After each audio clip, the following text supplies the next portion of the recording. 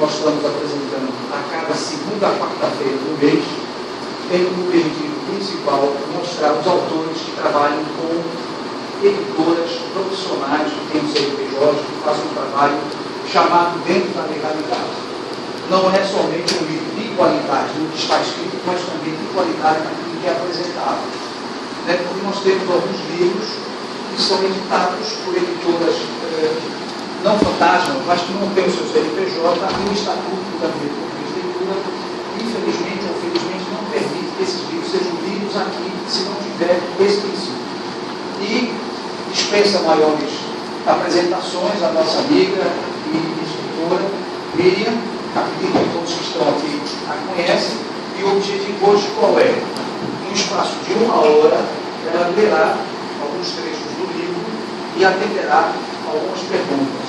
Normalmente, nós fazemos o seguinte: ela lê a primeira meia hora e na segunda meia hora ela bate um papo com você. Se por acaso ela preferir ler um pouquinho mais ou um pouquinho mais, fica a critério dela e, claro, da plateia do público. Se alguém no meio quiser fazer uma pergunta e ela quiser atender, é bastante à vontade. O que nós não fazemos aqui é vender livros ou assinatura de livros aqui. Nesse dia não acontece. Quem sabe no projeto futuro a gente possa fazer isso, mas não é esse o objetivo. Começamos agora e terminamos no espaço de 1 hora. Ok? Meus amigos, reconhecidos, que vejo sempre, né? E achei magnífica a oportunidade do Gabinete Português, que sempre foi um centro de tradição e cultura, nos deu aos escritores da Bahia, que geralmente não têm nem voz nem vez, e que agora estão tendo, graças a eles, um espaço onde a gente possa mostrar o nosso trabalho. Eu costumo seguir muito um sistema informal, como o Geraldo sempre me conhece nas palestras que eu faço. Muita interação com o público, todos fiquem à vontade para perguntar qualquer coisa, a qualquer momento, quando quiserem. Eu vou fazer o seguinte: preferi começar lendo o prefácio do livro, que é curtinho, ou melhor, desculpe, não é o prefácio, a apresentação que eu fiz, e que foi feita num momento assim de tanta saudade e tanta emoção, que muitas vezes a voz fica comovida no final. É curto, eu não gosto de coisas muito longas, assim, chateando. O pior do palestrante é chatear a plateia. Então eu fico de olho em vocês, para ver quem é que está cochilando, quem é que está com a cara mais triste, quem é que não vê tristeza no lugar. Bom, depois eu vou ler um texto que se chama A Mulher de Roxo, que é um tipo tradicional da Bahia, conhecido por todos nós que já temos um pouquinho mais de 20 anos. Né? E também foi um pedido, eu fiz um queijo, porque eu sou blogueira também, tenho 1 milhão de leitores na rede, segundo o Google. Aí todos disseram, a mulher de roxo, aí falaram também do caruru. Mas não vamos fazer um caruru, porque isso o baiano sabe. Mas as origens e segredos, essas coisinhas assim. De modo que eu vou ler o prefácio, dou uma pausa e vocês fazem as perguntas. Aí depois a gente entra na mulher de roxo e depois a gente entra no caruru, porque todo mundo vai sair daqui com fome, então vai com vontade de comer algo em algum lugar. Bom, deixa eu ver como que já.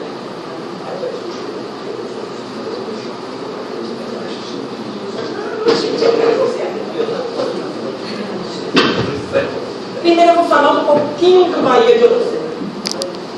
O Bahia de outrora nasceu desta saudade de uma pessoa, como muitos de nós, que vivemos na Bahia antes dela se, como eu digo, apaulistar, porque hoje ela virou metrópole.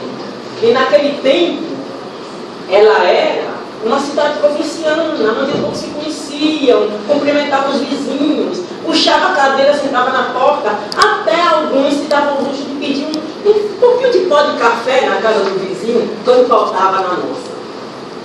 E essa feição de cidade está mudando muito, porque tem que mudar, o mundo caminha, a gente não pode parar no progresso, né?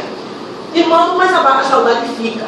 Então eu trouxe para presentear a vocês, porque eu sei que eu gostaria de ver e vocês não gostaram, uns slides da Bahia antiga e como está hoje, para que vocês possam se situar um pouco entre a nossa velha Bahia e a Bahia moderna e industrializada de hoje. Bom, mas vamos começar pelo prefácio. Como o próprio amigo Tony disse aqui a gente, não se deve misturar muito as coisas. E a gente está aqui para fazer uma palestra, quer dizer, conversar com vocês. E não se trata de nada que entre vendas e dinheiro no meio, não é? De modo que quem gostar e quiser adquirir o livro, pode estar nas livrarias. Mas eu vou dar aqui um conselho. Tem aí um cartão meu com meu e-mail, peça por e-mail, que enquanto a livraria cobra R$30, vocês comprem por 10. Então fica muito mais fácil.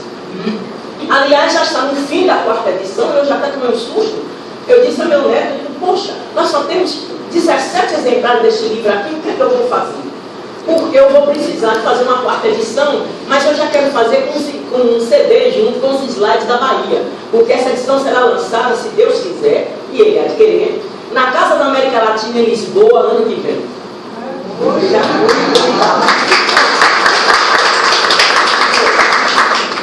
E como todos vocês que conhecem Portugal sabem, a Bahia, Salvador, é uma outra Lisboa. Quando eu chego na Baixa, eu digo, poxa, eu estou na Bahia. Né? Se não fosse um sotaque um pouco diferente, já estaria na Bahia. Mas vamos começar, porque baiano tem esse defeito. Baiano fala demais. Se você botar um caixotinho aqui, vira discurso. Uma coisa Bom, vamos então para o prefácio. Prefácio não, desculpem. A apresentação. Este livro tem certidão de nascimento, pois nasceu nos idos de 83 e ficou no limbo, esperando para aparecer até os dias de hoje. Volto no tempo e me recordo de um xiste, para usar a linguagem da época, atribuído ao Marquês de Abrantes, o Miguel Palmon, nobre do Império. Tivera ele um ligeiro flerte com uma certa senhorita Margarida, filha da baronesa de Sorocaba, que esposou um banqueiro. Num sarau, uma senhora indiscreta, já havia muito desse tipo naquele tempo, né? Sabedora do romance, e notando que o Marquês estava curvado sobre um grande jarrão de Sevres, interessadíssimo nas variadas flores que adornavam o vaso, perguntou-lhe, procurando margaridas, Marquês? E ele, com a sua verve magnífica, respondeu, verdade, minha senhora, procuro margaridas, mas só encontro saudades. Pois é, guiada pelo perfume da saudade, tomo-lhes a mão e os levo a passear por esta Bahia do passado, que hoje só vive na nossa memória. Este livro brotou de muitas leituras, das muitas influências, da tradição oral, nas histórias contadas pelas negras, que foram nossas babás, dos cursos sobre a história da Bahia, que com a minha querida amiga, Eudegardiana, de eterna e lembrada memória, né? E pela luta, disputando o tempo entre os cursos e o trabalho regular para garantir a minha sobrevivência. Emergiu também do meu amor profundo pela minha terra, pelas suas ruas e ladeiras, pela sua mágica, pelo seu feitiço, pelo seu batuque, pelo seu passado. Dá licença, Ioiô, para a gente entrar? Este é o prefácio. Se você tiver alguma pergunta... Apresentação. A apresentação. Eu estou agora baseada no prefácio, não sei. Bem, então a gente vai falar agora de um tipo muito querido na Bahia, que era, quer dizer, querido não é bem o sentido, conhecido na Bahia e comentado na Bahia, que era a mulher de roxo. A Bahia tem muitos mistérios. Tem a bala de ouro que matou Júlia Feital, que afinal de contas ninguém sabe se isso aconteceu, né? E tem várias histórias que são lendas, né? Lendas urbanas. Mas esta era uma lenda viva, ela estava presente sempre. E sem mais delongas, como se diz, eu vou falar sobre ela. Salvador é uma cidade cheia de mistérios escondidos nas suas ruas ensinas. Tem até um bairro que se chama 15 Mistérios, que vem do tempo dos Afonsinhos, como se fala por aqui, quando se quer dizer que uma coisa antiga é antiga. Pois uma mulher comum, que viveu nos anos 60, 70, ainda lembrada até hoje. Isso numa cidade com memória curta como é Salvador. É a mulher que eu busco. Quem foi desse tempo sabe. Qualquer um que passasse pela Rua Chile, um reduto da classe média alta, tinha que cruzar com ela. Os mais simples que faziam suas comprinhas lá na Baixa do Sapateiro também. Mas quem era essa mulher que pareceu materializar-se de repente na velha Salvador e que sumiu tão misteriosamente quanto chegou? Pois não se saber da história, inventaram-se muitas histórias. Quem é você? Lhe perguntavam. E ela respondia na sua voz doce e baixa, voz de mulher educada: sou da família Rainha Princesa. E seu porte altivo mostrava que não era uma qualquer. Florinda Ganswesser parecia ser o seu nome. Parecia, porque certeza ninguém tem. Mas quem precisa de certezas? As lendas, os mitos vão se formando, um pouquinho aqui, outro ali. Quem conta um conto, aumenta um conto. Pronto, assim forma-se a história. Quanto à sua idade, nada se sabe, só se especula. Lembro-me bastante da Florinda. Eu a via sempre, nas inúmeras vezes em que acompanhava minha mãe às compras da Sloper, na Charme Modas, ou para tomar o elegante chá das 5 das Duas Américas, as lojas mais chiques da cidade. Ela estava desde cedo ali, perto da entrada da Sloper, coberta pelas roupas compridas e largas, feitas de um grosso tecido que lembrava o veludo, de cores sóbrias, preto, marrom e sobre eles um manto roxo. Só as mãos ou os pés, quase sempre descalços, e o rosto aparecia. Seus cabelos negros, com alguns fios brancos, eram sempre cobertos por um véu, como os das freiras. Um enorme crucifixo enfeitava-lhe as vestes sisudas. Trazia nas mãos um grande rosário de pontas largas. Seu rosto quase bonito, de traços regulares, coberto por uma pele morena, cujas rugas denunciavam certa idade. As sobrancelhas grossas e os olhos negros, profundos, com feitio oriental, nunca eram cobertos pelos óculos de sol que ela trazia presa no vestido. Os lábios eram finos, já lhe faltavam alguns dentes. No rosto corado, às vezes, quando subia, apareciam duas covinhas. Não era muito alta, porém corpulenta, sem ser gorda. O caminhar constante devia ajudar a conservar-lhe a esbeltez. O seu porte altivo a fazia parecer mais alta. Mas um dia, sabe-se lá por quê e quando, ela parecia vestida de noiva, ou com um traje vermelho Santa Bárbara, daqueles bem chegueiros, maquiada, com um batom vermelho provocante, bastante ruge e um adereço nos cabelos, sua coroa de princesa. Ou uma grinalda, se estiver posando de noiva. É um raro dia em que aparece calçada, com sapatos brancos impecáveis, com uma fivela dourada e meias compridas, meias de fio Escócia, cobrindo as suas pernas. Luvas brancas, buquê nas mãos e um terço prateado no pescoço forte. Não usa perfume, mas como é muito aciada, seu corpo tem um cheiro natural de limpeza e cheiro de sabonete.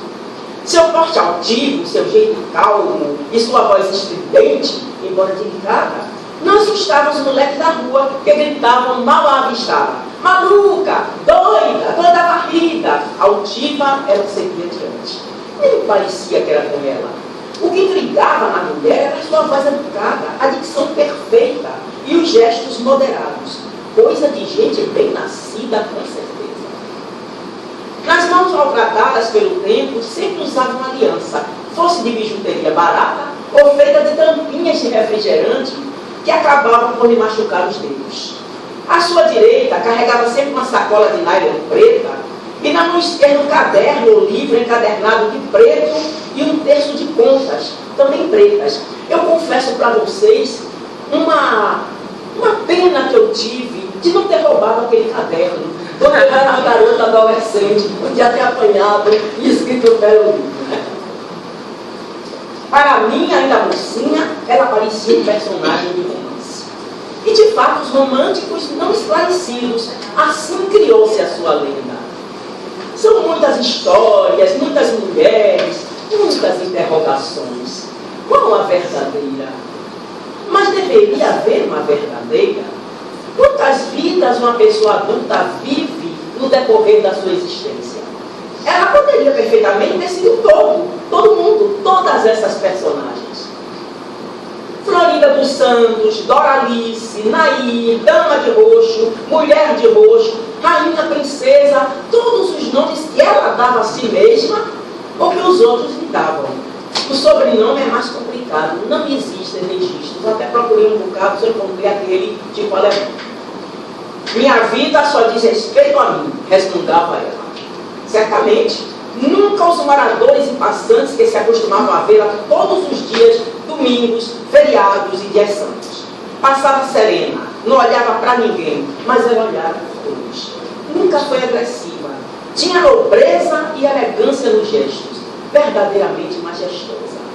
Seu território ia da Baixa de Sapateiro à Rua Chile, com passagens pelo Pelourinho, Ladeira da Montanha, tão mal falada, Praça Castro Alves, Centro Histórico, fazia parte da Bahia, estava integrada na cidade, como os palácios e as igrejas.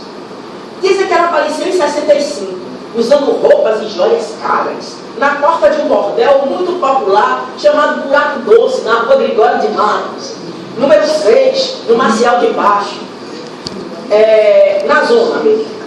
Seus abundantes e longos cabelos negros e sua beleza chamavam a atenção dos frequentadores. Nesse bordel trabalhavam as menininhas mais de famílias boas, né? Para não dizer o nome correto, mais escrachadas de Salvador, aquelas que faziam de tudo um escândalo na cidade. Um escândalo. Como ficavam no Pelourinho, era frequentado por artistas, intelectuais, já lá de Carvalho mesmo não saía de lá daquela região, né? Boêmios, empresários, policiais, estudantes e até por mulheres avançadas da época, com ou sem seus maridos. O local pertencia, imagine, à Santa Casa de Misericórdia. Vejam só, o que tornava a coisa ainda mais complicada e escandalosa. Mas ela não queria trabalho, nem procurava aventuras. Apenas desejava um cantinho para guardar seus trechos. Ficou lá muito tempo, mas nunca fez vida nem perdeu o ar superior. Isso quem me garantiu foi um grande amigo, que é uma glória da Bahia, o pintor Miramor Sampaio. Um amigo pessoal com quem eu aprendi muita coisa. Até parecia querer estudar o lugar e a biodiversidade que lá se amontoava. Depois cansou, foi descobrir lugares diferentes, embora menos interessantes, como a Rua Chile e arredores. Ela uma vez disse que nasceu em Paripe, subúrbio ferroviário de Salvador, e que era professora. Estudou em casa com um preceptor, porque seus pais, muito severos, não a deixavam sair. Nada conhecia do mundo. Depois de formada, começou a ensinar as crianças do bairro, mas as pessoas não lhe pagavam. Então ela foi ficando sem recursos e depois da morte dos pais, perdeu até a casinha de subúrbio que herdou. Sozinha, desamparada, resolveu vir para o centro. Tentar a vida, mas como se sabe, nunca trabalhou. Ficou perambulando pelas ruas, andando para lá e para cá, dia e noite, noite e dia. Outra vez, ela contava ter nascido no Paraná e que tinha vindo andando de lá até aqui, dormindo e se alimentando nos postos de gasolina do lugar. Mas o povo criou sua própria versão, a mais romanceada, com muito apelo sentimental, mesmo porque dentro de todo baiano mora um romancista. Bom, contava-se que ela fora enfiada no convento pelos pais, ainda garota, para protegê-la dos pretendentes muito mais interessados na sua fortuna e posição social do que mesmo no namoro e casamento. Qual era o convento, de que ordem, pesquisei e não encontrei nenhum registro. Dizem que a freirinha começou um namoro com um garoto serviçal do convento e quando foi descoberta a marosca, as freiras se aborreceram e a expulsaram de lá. As meninas daquela época liam muito MDI e os romancistas franceses, então para criar um romance era daqui para lá, né? E E senhoras casadas também, todas elas gostavam muito. Camilo Castelo Branco, essa nem sempre era permitido. Eu mesmo lia escondido debaixo do colchão, né? Mas Camilo, me dava Camilo, me dava João de Barros, me dava esses livrinhos assim, que não tinha nada a ver com a Miriam que eu ia ser hoje, assumidamente aos 70 anos. Essa história, porém, que eu vou contar agora, me foi contada por uma pessoa que conheceu ela e que era mais picante. Dizem que, na verdade, ela era assim, dona de um bordel, na montanha, onde havia vários estabelecimentos do gênero, como o famoso Lealov que Jorge Amado tanto fala. Ela tinha uma filha adotiva, que era seu ovo de indês, como se diz na Bahia. Cuidava, adorava, uma moça muito linda e fina, educada nas sacramentinas, uma moça mesmo perfeita, que ela queria que casasse bem. Um cliente do bordel, apaixonado e cheio da grana, disse que era um coronel do interior, quis casar com a moça. Recusado por ser muito mulherengo e estróina, vingou-se atirando fogo no prédio e com isso matou a moça. Desde esse dia, a mulher deixou aquela vida e resolveu perambular pelo mundo vestida de santa. Viu quantas histórias? E tem muito mais, é que a gente não consegue pesquisar tudo assim num período muito curto. E a imaginação do povo é extremamente fértil. O certo é que ela permanece até hoje na lembrança dos que a conheceram, e os mais jovens ainda se interessam por suas histórias. Embora morresse obscura, no hospital de caridade, dizem que ela morreu até no hospital de Mandus, continua assim, para sempre, rainha princesa.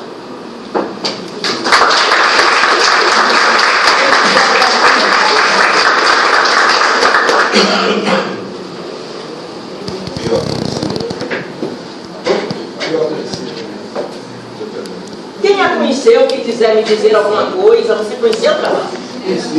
Eu trabalhei no Palácio Branco e ela ainda andava ali na rua. Andava por ali. Eu devia ter os meus 16, 15, 16 anos. A minha mãe ia fazer compras e meu pai ia para o Café das Meninas. Quem se lembra do Café das Meninas ali, na esquina da rua Tira Chapéu? Que eu não sei que vocês sabem, se vocês todos sabem, que se chama assim, porque era obrigatório naquela época tirar o chapéu para o governador que estava vindo falar. E do outro lado era farmácia. Era, exatamente. Claro que era o café, tinha um chope do outro lado era farmácia. Pois é. Do outro lado era chefão. Exatamente. Meu pai ficava ali com outros homens conversando e as moças iam tomar seu chá nas Duas Américas, fazer compras e para os balcões da Sloper, de maquiagem, né? Naquele tempo era Max Factor, foi a primeira maquiagem que eu usei na vida. Eu achei engraçado só chamar Sloper, porque chamava-se Sloper. Eu chamava-se Sloper, depois me disseram que não, que era Sloper, que era uma sigla de uma loja americana ou inglesa, não sei. Né? Eu sei que a gente vai conversando e esse é o maior patrimônio do escritor, é a conversa com o povo. E na conversa com o povo, eu tenho tirado muita coisa para os meus outros livros, que não são comunistas. Este aqui é a minha paixão. Mas são livros de histórias engraçadas, como contos apimentados e como contos de causos, que eu vou lançar em maio. Então a gente vai no ônibus, tem coisa melhor, eu tenho uma pena de eu não andar mais de ônibus, porque eu via tanta coisa, conversava com tanta gente, sabia de tanta coisa. Hoje você vive muito recluso. A nossa sociedade hoje é a sociedade da casa, da TV, a gente não tem assim um contato muito grande com pessoas. Nós temos muito mais amigos virtuais do que reais.